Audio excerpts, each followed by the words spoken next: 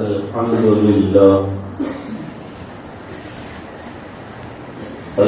لله الذي هدانا لهذا وما كنا لنهتدي لولا أن هدانا الله لقد جاءت رسل ربنا بالحق صلوات الله وسلامه على سيدنا محمد وعلى آله وصحبه وبارك وسلم تسليما كثيرا كثيرا.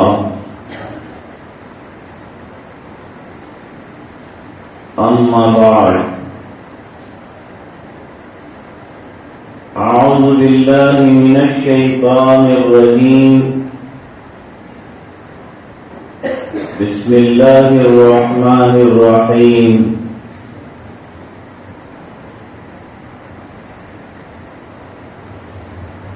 والذين يمسكون بالكتاب وأقاموا الصلاة إنا لا نضيع أجر المصلحين. صدق الله مولانا العظيم.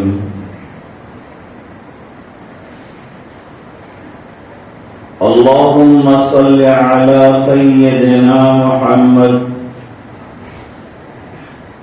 وعلى آل سيدنا محمد وأصحابه وأزواجه وبارك وسلم.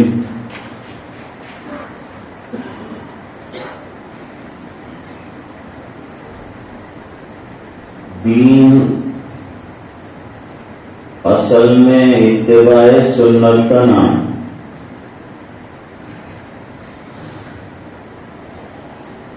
اور انبیاء کرام کی بعثت کا مقصد بھی قرآن کریم نے یہی بیان کیا ہے.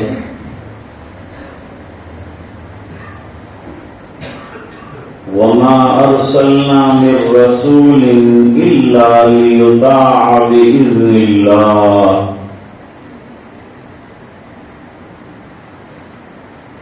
رسولوں کو بھیجنا اسی مقصد سے ہوتا ہے کہ اللہ کے حکم سے ان کی اتباع کی جائے.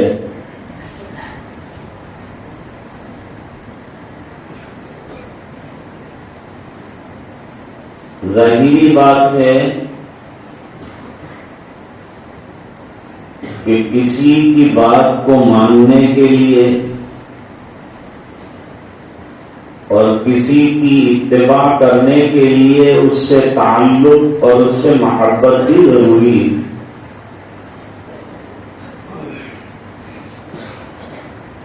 جتنی محبت زیادہ ہوگی اتنا اس کی بات ماننا آسان بھی ہوگا، قبول کرنا سہل بھی ہوگا.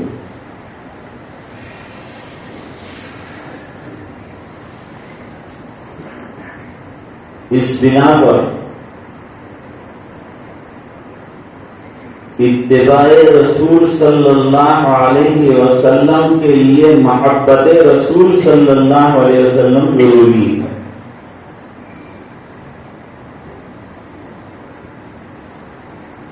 تاجدار مدینہ جناب رسول اللہ صلی اللہ علیہ وسلم کے ساتھ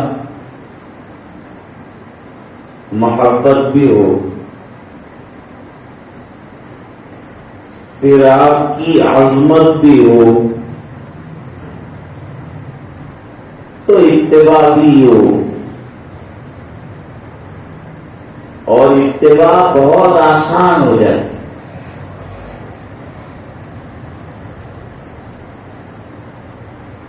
اس لیے صحابہ کرام کے دلوں میں حضور پاک صلی اللہ علیہ وسلم کی محبت اور عشق یہ بھرا ہوا ہے. اس لیے صحابہ کرام کی اتباع بھی اسی درجے کی.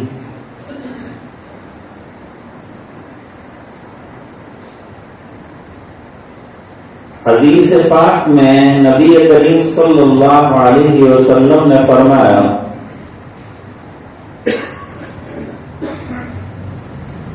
لا یؤمن احدکم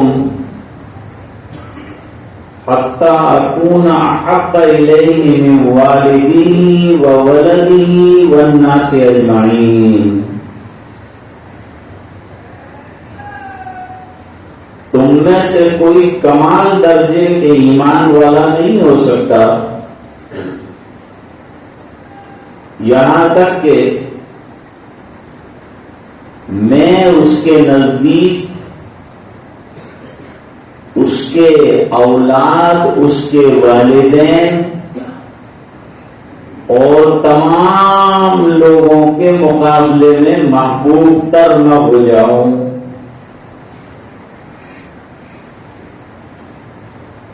غالباً یہی بات تھی کہ حضرت عمر رضی اللہ تعالی عنہ نے یہ فرمایا تھا اور سرکار کی خدمت میں یہ عرض کیا تھا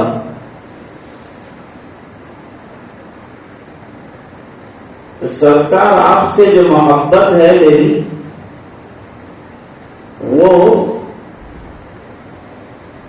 اپنے بیوی بچوں ماں باپ سے زیادہ ہے. نبی کریم صلی اللہ علیہ وسلم نے فرمایا ابھی اس حد کو نہیں پہنچے جو میری محبت میں درکار ہے. کب پہنچوں گا سرکار؟ فرمایا جب اپنی جان سے بھی مجھے عزیز تر سمجھو تب پہنچو گے. تو حضرت عمر رضی اللہ تعالیٰ عنہ نے غور کیا اور غور کرنے کے بعد کہا حضور گہرائی سے غور کرنے سے معلوم ہوا کہ آپ سے محبت مجھے جو ہے اپنی جان سے بھی زیادہ ہے. فرمایا اب کمال درجے کی محبت آئی جو مطلوب ہے.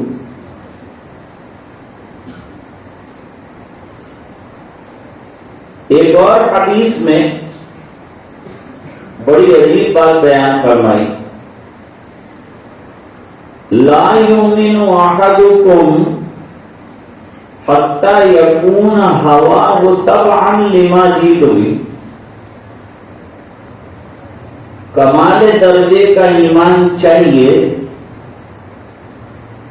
تو اپنی خواہشات کو جو دین لے کر میں آیا ہوں اس کے تابع کر دیا جائے.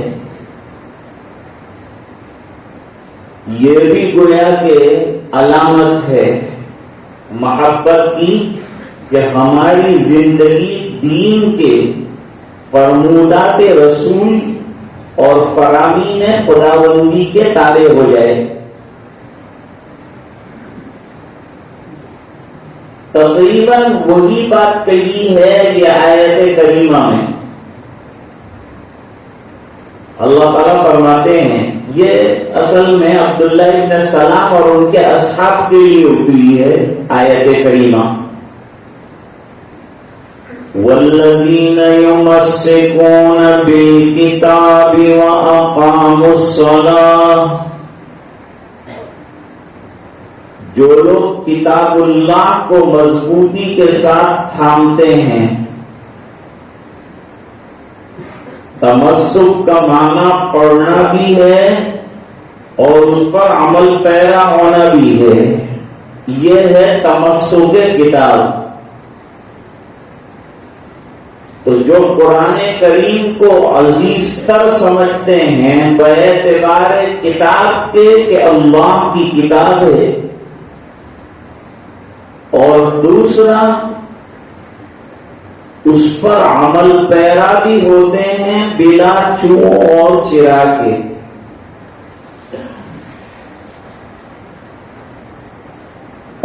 پر عمل کی دلیل یہ ہے کہ ان کی زندگیوں میں نماز سجی ہوئی ہے،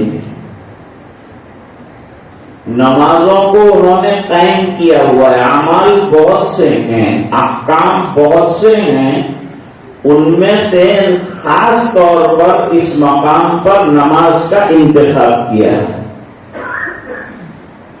فرمایا وَأَقَامُوا الصَّلَاةَ، اور جو نمازوں کو پابندی سے اس کی حقوق کی بجا آوری کے ساتھ لاتے ہیں، تو یہ اپنی اصلاح کے طلبگار ہیں۔ یہ دو علامتیں ہیں اصلاح کے طلبگار ہونے کی، کہ احکام خداوندی پر عمل بھی کر رہے ہیں اور نمازوں کے پابند بھی ہیں، اور جو نمازوں کا پابند ہوگا وہ دوسرے اعمال اور دوسرے احکام کا بھی پابند ہوگا۔ تو فرمایا ایسے اصلاح پسند لوگوں کے اجر کو اور عمل کو اللہ تعالی ضائع نہیں فرماتا۔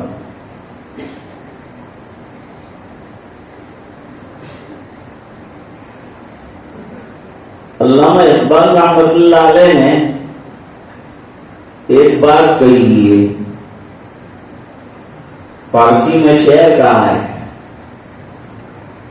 کہ شب پیش خدا گریستم زار، مسلمانہ چرا خارند و زارن،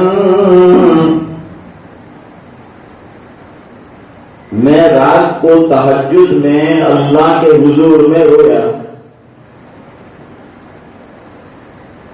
کہ مسلمانوں کی یہ ذلت اور خاری کا سبب کیا ہے، کیوں یہ لوگ اتنے پریشان ہیں؟ بڑا عجیب جواب ملا۔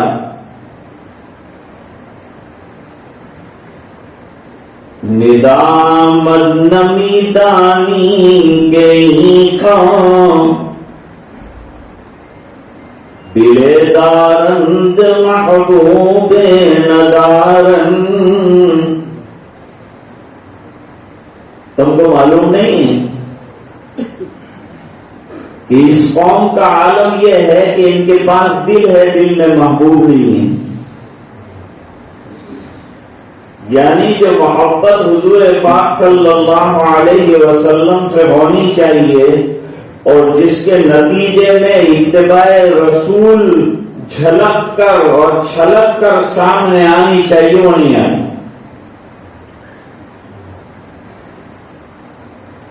ناپاک شراب کا ایک جام اگر کوئی پی لیتا ہے تو اس کا اثر جو ہے اس کی زبان میں، اس کی آنکھوں میں، اس کی نقل و حرکت میں، اس کے چلنے پھرنے کے اندر نظر آتا ہے۔ تو جو لوگ محبت رسول صلی اللہ علیہ وسلم کا جام پی چکے ہیں ان کی زندگیوں میں بھی کوئی فرق آنا چاہیے نا،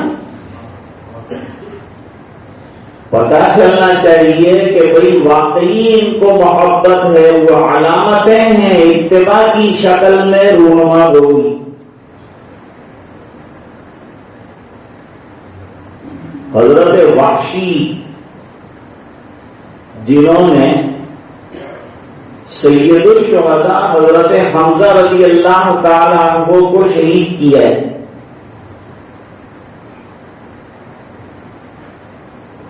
جب مکہ مکرمہ فتح ہوا تو انہوں نے سوچا کہ میرا تو مارا جانا یقینی ہے، میں نے تو جرم اتنی بڑا کیا ہے، اتنا شجاع اور اتنا بہادر اور سورما، اور پھر حضور پاک صلی اللہ علیہ وسلم کے چچا ان پر قاتلانہ حملہ کیا ہے، تو میرے بچنے کی تو کوئی شکل ہے نہیں، میرا تو مارا جانا یقینی ہے۔ حالانکہ سرکار کے اخلاق سے ابھی پوری طرح سے واقف نہیں ہے، تو ڈر کر طائف چلے گئے۔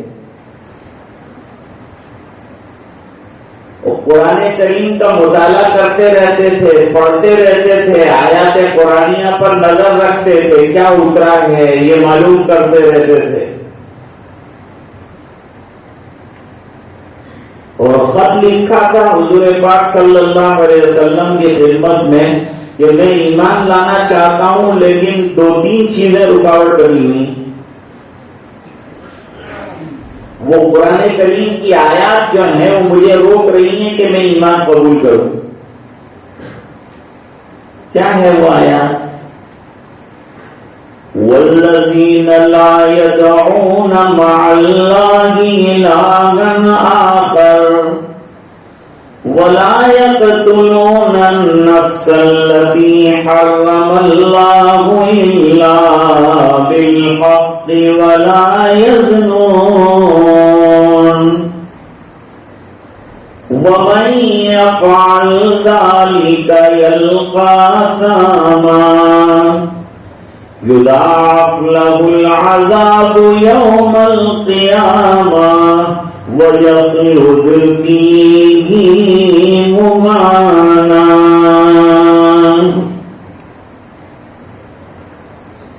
تین گناہوں کا تذکرہ کیا ہے جس کے بعد جو ہے معافی کا امکان نہیں. ایک تو شرک ناقابل معافی جرم ہے،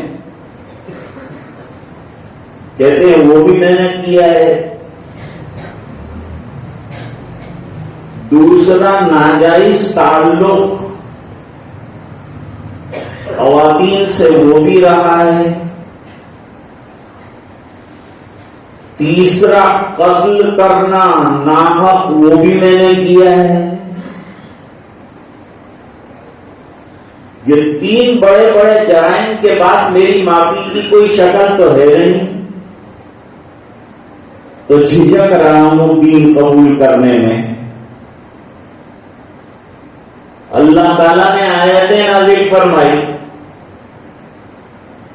قرآن کریم میں، اسی رکوع کے اخیر میں آیا إِلَّا مَن تَابَ وَآمَنَ وَعَمِلَ عَمَلًا صَالِحًا فَأُولَئِكَ يُبَدِّلُ اللَّهُ سَيِّئَاتِهِمْ حَسَنَاتٍ وَكَانَ اللَّهُ غَفُورًا رَحِيمًا.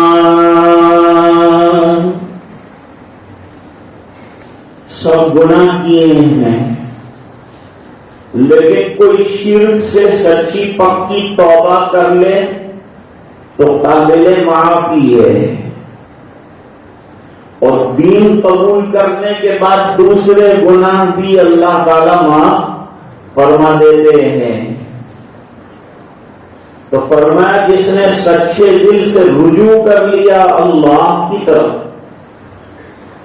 ایمان لیا ہے اور اعمال صالحہ انجام دیے، تو اللہ تعالیٰ ان کی سیئات کو حسنات سے مبدل فرما دیں گے. اور اللہ تعالیٰ بڑے غفور الرحیم ہیں، مغفرت فرمانے والے ہیں، اور ایسی سچی توبہ کرنے والوں پر رحم کا معاملہ کرنے والے ہیں. تو طائف سے ایک قافلہ آ رہا تھا، مدینہ منورہ کی طرف. سرکار نے دعا کی تھی، محاصرہ اٹھا دیا تھا، اے اللہ ان کو میرے پاس ایمان قبول کرنے کے لیے لے آ. ابھی تو یہ قابو میں آیا نہیں معاملہ، بعد میں آ جائے اللہ. تو دعا کر کے سرکار نکلے. طائف کا ایک بڑا قافلہ آیا جس میں حضرت وحشی بھی آئے، اور مجلس میں بیٹھے ہوئے تھے. طائف والوں کے قافلے کے بیچ میں بیٹھے ہوئے تھے. موٹے آدمی تھے، فوراً پہچاننے میں آ سکتے تھے. صحابہ کرام دوڑے اور نبی کریم صلی اللہ علیہ وسلم کو اطلاع دی کہ سرکار آج تو شکار ہاتھ آ گیا. کیوں؟ کہ قاتل حمزہ حضرت وحشی، حضرت کو میں نے ملایا ہے، وحشی آ گئے ہیں۔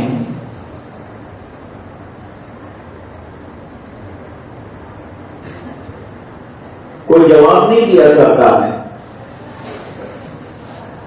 مجلس میں تشریف لائے، لوگ یہی سمجھ رہے تھے کہ ابھی قتل کا حکم ہوگا، انتقامی کارروائی ہوگی، لیکن سرکار کے اخلاق عظیمانہ کا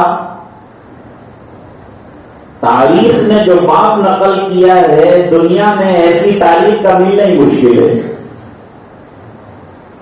لاجواب اخلاق ہیں، اور لاجواب کیوں نہ ہو، قرآن کریم نے اس کا سرٹیفکیٹ دیا ہوا ہے، وَإِنَّكَ لَعَلَىٰ خُلُقٍ عَظِيمٍ۔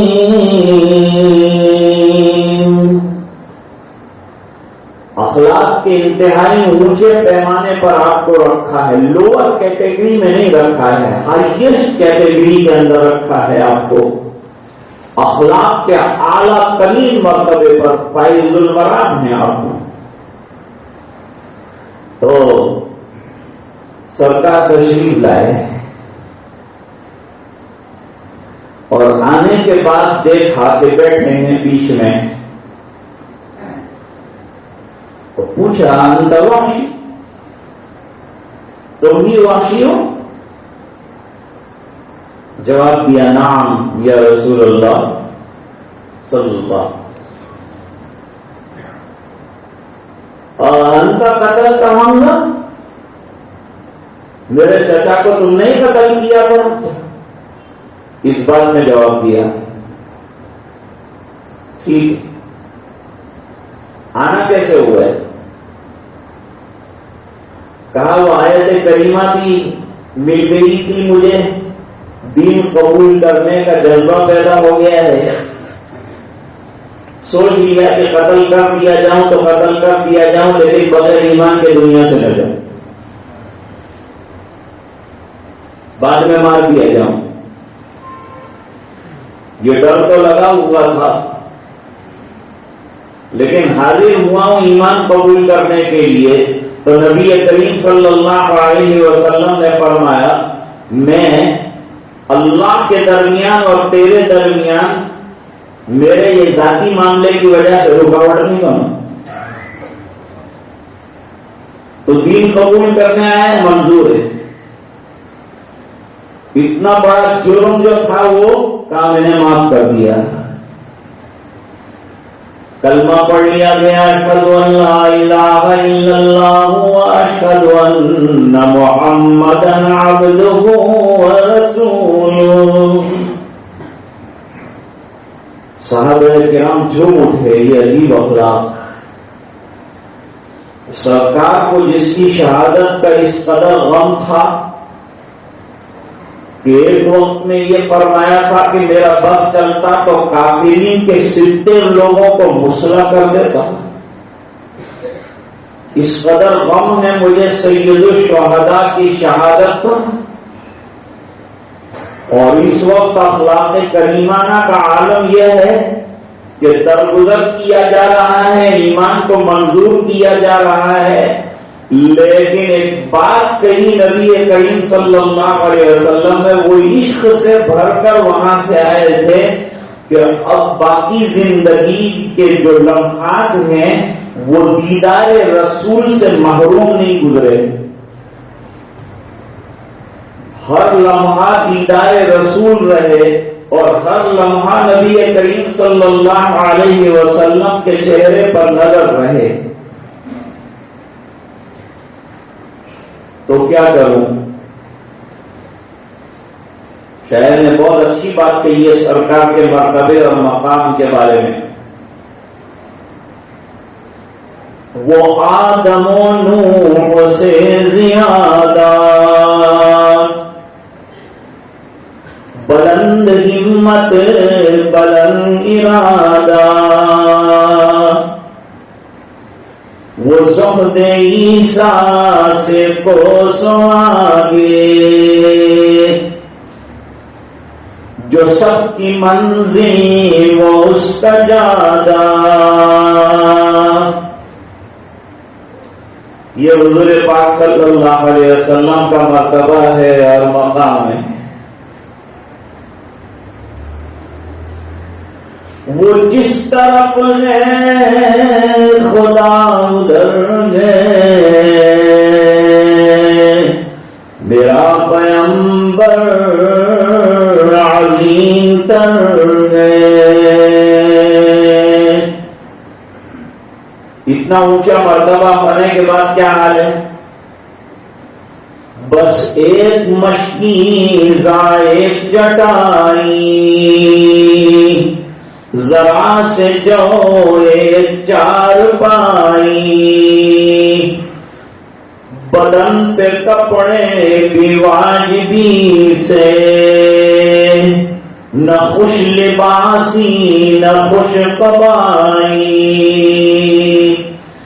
یہی ہے کوئی کائنات اس کی گنی نہ جائے صفات جس کی.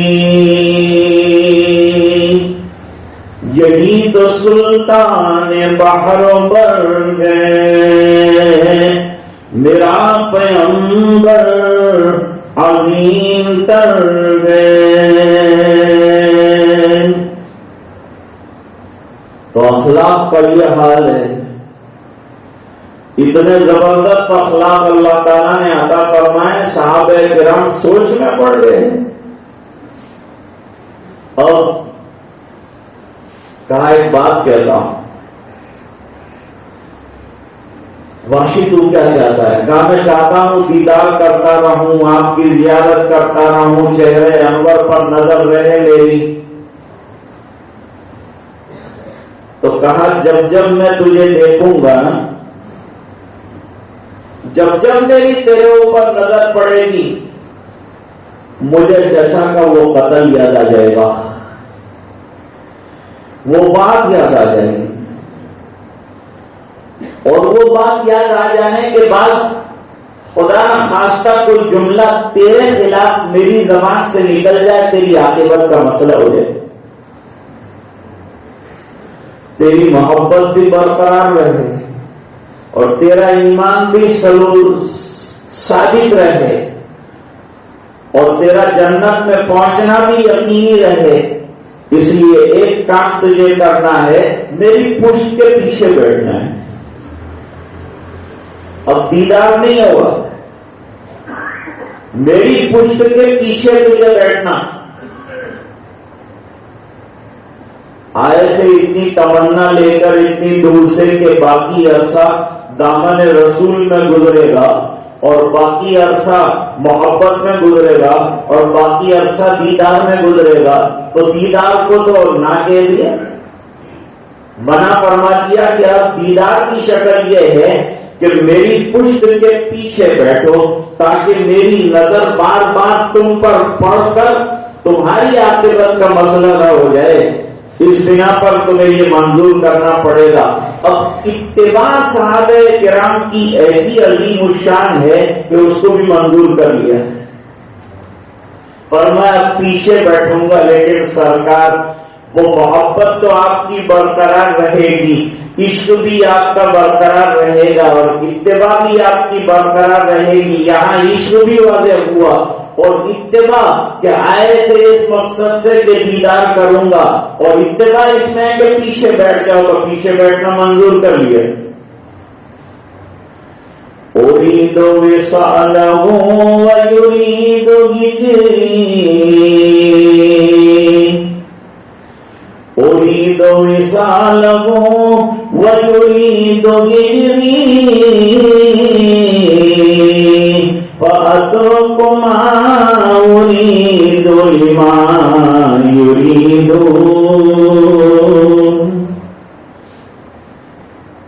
میں یہ چاہتا ہوں، میری تمنا یہ ہے کہ دیدار رسول ہو، لیکن میرے محبوب کی تمنا کی خاطر میں نے اپنی تمنا کو قربان کر ڈالا. حدیث پاک میں یہی بات کہی ہے کہ اپنی خواہشات کو قربان کر کے دین کے تابع ہو جاؤ تو پھر جو ہے حقیقت میں عشق رسول واضح ہوگا اور کمال درجے کا ایمان اللہ تعالیٰ عطا فرمائیں گے۔ موجودہ دور میں مسلمان پریشان ہیں، پریشانیوں کی بہت سی سیاسی وجوہات لوگ بتاتے ہیں، لیکن میں صرف ایک بات عرض کرتا ہوں کہ نماز 5 وقتہ جو ہے وہ ہر بالغ مسلمان مرد بالغہ خاتون پر فرض ہے، لیکن ملک کے اعتبار سے اگر پرسنٹیج نکالا جائے 5 وقتہ نمازوں کے بعد جماعت مردوں کے پڑھنے کا تو 2% نکلے گا۔ 20 کروڑ مسلمانوں کا عالم یہ، ہم کہتے ہیں ہمارے مسائل حل نہیں ہوتے، پھر مسائل حل نہیں ہوتے تو ہم جو ہے واٹس ایپ پر اپنے کامنٹس لکھتے ہیں، اپنے غصے کا اظہار کرتے ہیں، لیکن وہ غصے کے اظہار میں شریعت کیا کہتی ہے اس کا پتہ نہیں چلتا، مسائل کیا ہیں وہ معلوم نہیں ہوتا، احکام کیا ہیں وہ معلوم نہیں ہوتا، طلاق ثلاثہ پر لکھ دیں۔ تو یہ تو علماء کا کام ہے، ہم کو تو شریعت کے تابع ہو جانا اور علماء کی بات مان کر چلنا، اسی میں ہماری خیر ہے۔ نہ ریلے کی ضرورت ہے، نہ ریلی کی ضرورت ہے، نہ ہماری طرف سے کوئی احتجاج کی ضرورت ہے، یہ کچھ بھی نہیں کرنا ہے۔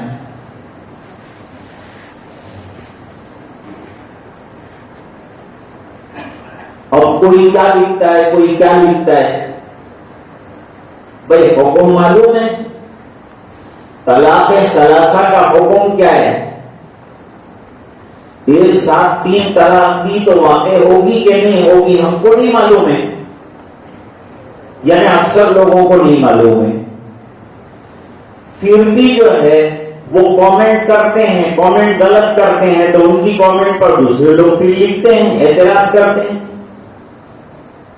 اس لیے بغیر علماء سے تحقیق کیے ہوئے واٹس ایپ پر کوئی میسج ڈالا ہی مت کرو۔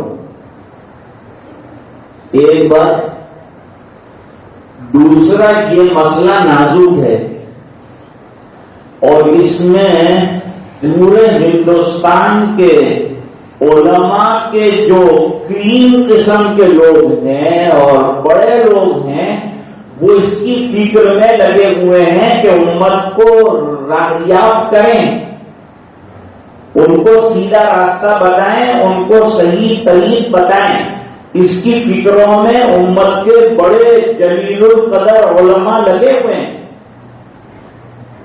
ہماری باتیں کرنے سے کچھ نہیں ہوگا، ضرورت ہے کہ ہم ان علماء کی اتباع کریں، ان علماء کی بات مانیں، اور اگر ہم لوگ یہ طے کر لیں کہ بھئی ہم دین پر جو عمل کر رہے ہیں وہ حکومت کے دباؤ کی وجہ سے نہیں کر رہے ہیں، بلکہ ہم جو عمل کر رہے ہیں وہ اللہ کی رضا کے لیے کر رہے ہیں،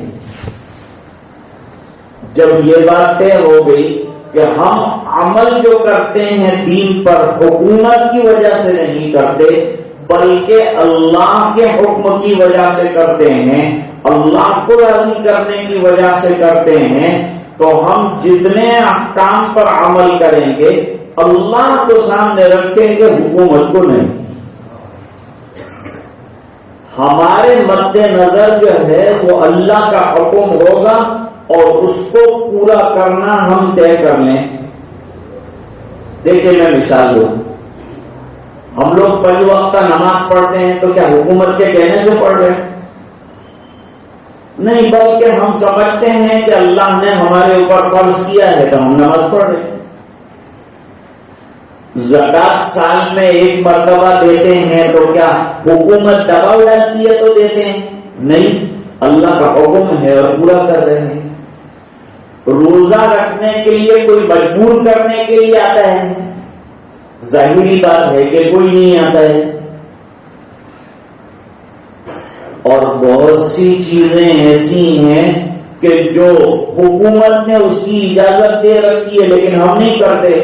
مثلا شراب پینے کی اجازت دے رکھی ہے تو کیا ہم پیئیں گے کہ حکومت نے کہا ہے, حکومت کا آرڈر ہے؟ نہیں پیئیں گے. سود لینا یہ ایک اور سودی کاروبار کرنا گورنمنٹ جو ہے پوری اسکیمیں لا کے پیش کر رہی ہے. ہم کریں گے؟ نہیں کریں گے. کیوں؟ اس بنا پر کہ ہمیں اللہ کی رضا چاہیے. ہم حکومت کے دباؤ سے دین پر عمل نہیں کر رہے ہیں یا حکومت کے اشارے سے ہم نہیں چل رہے ہیں.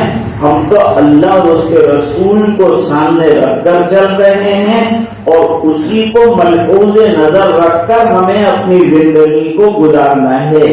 اور دوسری بات یہ طے سمجھو کہ جو ہمارے بزرگ علماء کرام ہماری رہنمائی کریں گے, ہمیں مشورے دیں گے, تو ہم طلاق کا مسئلہ ہو کہ نکاح کا مسئلہ ہو, کہیں حکومتی سطح پر جانے کے بجائے اس کو اپنے ائمہ اور اپنے علماء اور اپنے بزرگوں سے حل کرائیں گے اور اپنے بزرگوں سے اس کو طے کرائیں گے. جب ظاہری بات ہے کہ ہم اس طرح کریں گے تو کوئی کتنے بھی قانون بناتا رہے اس سے انشاءاللہ کوئی فرق پڑنے والا نہیں ہے. راستے کھلے ہوئے ہیں, راہیں بند نہیں ہیں. اسلام بڑا وسیع اور بڑا پیارا مذہب ہے. اس نے سب طریقے ہمیں بتائے ہیں اور پیدا ہونے سے لے کر مرنے تک کی تمام تر تعلیمات ہمیں دے دی ہیں. لہذا کسی بھی موڑ پر ہمیں پریشان ہونے کی اور کسی مخمصے میں آنے کی ضرورت نہیں. نہ سمجھ میں آ جائے کوئی بات تو ہمارے مشائخ ہر جگہ موجود ہیں, علماء ہر جگہ موجود ہیں. طے کرو کہ ہم اپنے مسائل کو علماء سے حل کرائیں گے, ان کے سامنے لے جائیں گے اور وہ جو فرمائیں گے اس کے مطابق کریں گے. نہ حکومت کا دروازہ کھٹکھٹانے کی ضرورت پڑے گی, نہ عدالتوں تک جانا پڑے گا. اگر اسلامی نقطۂ نظر سے زندگی گزارنا چاہتے ہیں تو ہم اپنے طور پر انشاءاللہ گزار سکتے ہیں. کوئی مسئلہ اور کوئی رکاوٹ نہیں ہے. اللہ تعالی ہمیں سمجھنے کی توفیق عطا فرمائے. حضرت قاری صاحب کا بھی حکم تھا, حضرت حافظ صاحب کا بھی حکم تھا. یہاں تو علماء کی الحمدللہ کوئی کمی نہیں. ہم جیسے الوؤں کا کیا کام ہے یہاں, لیکن چونکہ حکم دیا تھا ان بزرگوں نے, اس بنا پر یہ چند کلمات آپ کی خدمت میں حاضر کیے, جس کا میں خود بھی بہت زیادہ محتاج سمجھتا ہوں اپنے آپ کو. اللہ تعالیٰ مجھے بھی مشائخ اور علماء کی باتوں کا ماننے والا اور احکام شریعت پر عمل کرنے والا اور ملت اسلامیہ کو بھی اللہ تعالیٰ اس کی توفیق صحیح عطا فرمائے. واخر دعوانا الحمدللہ رب العالمین.